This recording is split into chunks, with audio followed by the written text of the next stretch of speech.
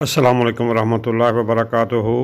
نبی کریم صلی اللہ علیہ وسلم نے اپنے ایک صحابی کو ایک مختصر دعا بتائی جس کے فوائد بے شبہ ہیں، اور وہ دعا ہے جو مسند احمد کے اندر اور جامع ترمذی میں حدیث ہے، اللہم الہمنی رشدی، اے اللہ مجھے الہام کر دے میری ہدایت، واعذنی من شر نفسی، اور ایک روایت میں ہے وقینی شر نفسی، اور مجھے اپنے نفس کے شر سے بچا لے۔ اللہ تعالیٰ سے یہ مدد مانگی گئی ہے اور اپنے نفس سے کے شر سے پناہ مانگی گئی ہے، کیونکہ نفس جو ہے بیماریوں کی جڑ ہے، جذبات ہے، اے اللہ اس کے شر سے مجھے بچا لے۔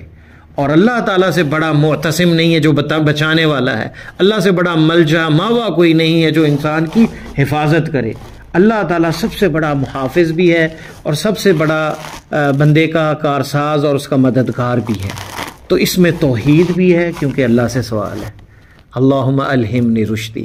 دوسرا پناہ مانگی گئی ہے، وہ بھی اللہ سے مانگی گئی ہے، وقینی من شر نفسی، واللہ یعلم وانتم لا تعلمون، عسى ان تکرہوا شیئا وہو خیر لکم، ہو سکتا ہے تم کسی چیز کو ناپسند کرو اور وہ تمہارے لیے بہتر ہو، قرآن نے یہ بتایا۔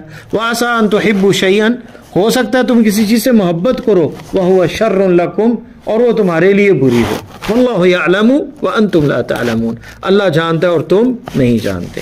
تو گویا اس میں ہمیں زندگی کے اندر گزارنے کے لیے، زندگی لائف کو سپینڈ کیسے کرنا ہے، ہم نے کیسے اپنے شب و روز لیل و نہار خرچ کرنے ہیں، چلانے ہیں اپنے معاملات، اس میں یہ دو اصول ذہن میں رکھیں کہ اللہ کی ہدایت اور رہنمائی کے بغیر ہم گمراہ ہیں، اور دوسرا اگر اللہ نے ہمیں بچایا نہ اپنے نفس سے تو تب بھی ہم بربادی کی طرف چلے جائیں گے۔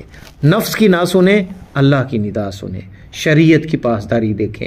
صحیح مسلم میں حدیث ہے، من یطع اللہ ورسولہ فقد رشد، جس نے اللہ اور اللہ کے رسول کی اطاعت کی اس نے رشد کو پا لیا، ہدایت کو پا لیا۔ ومن عصى اللہ ورسولہ فقد غوى، اور وہ گمراہ ہو گیا جس نے اللہ اور اللہ کے رسول کی نافرمانی کی۔ تو گویا اللہ اور اللہ کے رسول کی اطاعت، ان کی اطاعت اور تابعداری، فرما برداری، یہ اصل اصول ہے۔ اور ہر خطبہ جمعہ میں آپ کیا کہتے تھے؟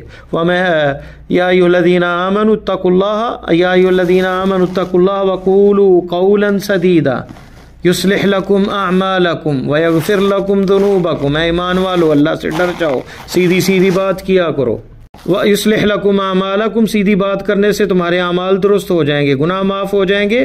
وَمَن يُطِعِ اللَّهَ وَرَسُولَهُ فَقَدْ فَازَ فَوْزًا عَظِيمًا، جو اللہ اور اللہ کے رسول کی اطاعت کرتا ہے وہ بڑی کامیابی سے ہمکنار ہوا۔ تو بڑی کامیابی کاروبار میں، اپنی عبادات میں، اپنی دنیا کی زندگی کے اندر وہ اللہ اور اللہ کے رسول کی اطاعت میں ہے۔ یہ حسن درجے کی حدیث ہے۔ تحقیق کرنے والے جس کی ایک علماء کے گروپ نے، مجموعے نے مسند احمد کی تحقیق کی، انہوں نے اسے حسن کہا ہے۔ یہ حدیث جو ہے، اور شیخ البانی نے بھی شاید اس کو صحیح الجامع میں ذکر کیا اور حسن کہا ہے۔ یہ حدیث جو ہے حسن درجے کی حدیث ہے، یعنی صحیح ہے، قابل عمل ہے۔ تو انسان کا سب سے بڑا دشمن اس کائنات کے اندر ایک تو شیطان ہے، دوسرا انسان کا نفس ہے، کیونکہ انسانی نفس کی تعریف جو قرآن نے کہی وہ بتایا ظلوماً جہولا، یہ ظالم بھی ہے اور جاہل بھی ہے۔ اور ان النفس لامارۃ بالسوء، بے شک نفس جو ہے وہ برائی کا حکم دیتا ہے، الا ما رحم ربی، اللہ اللہ کا جس پر رحم ہو جائے، رحمت ہو جائے، کرم ہو جائے۔ تو انسان کا نفس ہمارے جو جذبات ہیں، ایموشنز ہیں، اور پھر اس کے علاوہ ہمارے اندر جو کینہ ہے، بغض ہے، حسد ہے، غصہ ہے، یہ ہمارے ریلیشن پہ، ہماری عبادات، ہمارے تعلقات، ہماری بول چال، تمام چیزوں پہ اثر انداز ہوتے ہیں۔ انسان غصے میں آ کے سب سے قریبی رشتہ دار والد ہے، والدہ کو ایسی بات کر جاتا ہے، بیوی نے کوئی بات کی والدہ سے لڑ گیا، اور بیوی کی لڑائی ہوئی تو باپ سے لڑائی ہو گئی، باہر کہیں جاب میں تنگی اور پریشانی تھی آگے بیوی پہ غصہ اتار دیا، اور باہر کسی بندے سے جھگڑا ہوا تو گھر میں بچوں کے ساتھ لڑائی ہو گئی، اور پھر کبھی اپنے وہ پارٹنر جو ہے کاروبار اس کے ساتھ کوئی کسی چھوٹی سی بات پہ جھگڑا ہوا، الگ ہو گئے، وہ ساری برکتیں اٹھ گئیں۔ جو کاروبار کی فائدے تھے، جاب میں غصے میں آ گیا اور لڑائی کر دی اپنے مدیر کے ساتھ، اس نے کہا کہ ابھی تمہارا خروج لگاتا ہوں، فائنل ایگزٹ، اور جاؤ تم پاکستان میں جا کے سر پکڑ کے بیٹھ گئے، یار اتنا ویزا خرچ کیا تھا اور اب جو ہے یہاں بیٹھا ہوں. تو وہ غصے، یہ ایموشن، یہ ساری چیزیں انسان کو نقصان پہنچاتی ہیں. اور اللہ تعالیٰ کی طرف سے اگر رہنمائی بندے کو مل جائے، رشد مل جائے، ہدایت مل جائے، گائیڈنس مل جائے، تو وہ اللہ تعالیٰ کا تو علم بڑا اتھینٹک ہے. ہمیں تو پتہ ہی نہیں کل کیا ہونے والا ہے. اللہ تو معال، جو آنے والے معاملات ہیں، عاقبت الامور، اس کا بھی علم ہے. ہو سکتا ہے ظاہری طور پہ ہمیں یہ چیز پسند نہ ہو اور آخرت میں وہ بعد میں فائدہ دے.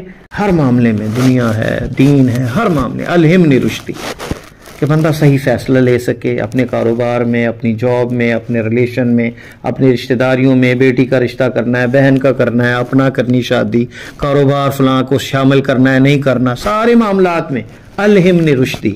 اور یہ دعا، یہ اٹھتے بیٹھتے بندہ پڑھتا رہے. 24 گھنٹے میں ایک وقت ہوتا ہے کہ کوئی بھی بندہ زبان سے لفظ نکالتا قبول ہو جاتا ہے. تو اس کو ورد بنا لیں. اللہم الہمنی رشدی واعذنی من شر نفسی، اللہم الہمنی رشدی وقنی من شر نفسی. اے اللہ مجھے ہدایت نصیب فرما، مجھے الہام کر دے میری رشد، میری ہدایت. وقنی من شر نفسی، میرے نفس کے شر سے مجھے بچا لے. تو انشاءاللہ تعالی دنیا بھی آسان ہو جائے گی اور آخرت بھی آسان ہو جائے گی، اور بندہ کامیاب اور کامران ہو جائے گا. اور حقیقت کے اندر سب سے بڑی کامیابی اللہ اور اللہ کے رسول کی اطاعت میں ہے. اللہ تعالی ہمیں کامیاب بھی کرے اور اپنے نفس کے شر سے بھی بچائے. اللہ خاتمہ ایمان پہ فرمائے. السلام علیکم ورحمۃ اللہ وبرکاتہ. یہ تھے محترم محمد جمیل علوی صاحب، جو گروپ مسائل دین المدینہ میں آئے ایک سوال کا جواب دے رہے تھے قرآن و سنت کی روشنی میں، جسے ویڈیو کی صورت میں یوٹیوب چینل دنیا و دین پر محفوظ کیا گیا ہے.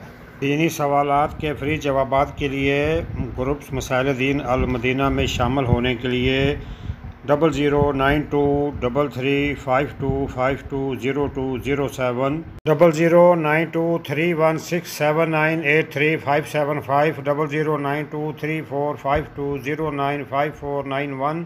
دنیا و آخرت کی بہتری کے لیے نماز، مصنون اذکار اور قرآن سمجھ کر پڑھیں. نبی کریم صلی اللہ علیہ وآلہ وسلم کی پیاری سنتوں پر عمل کریں، دوسروں کو بھی دعوت دیں.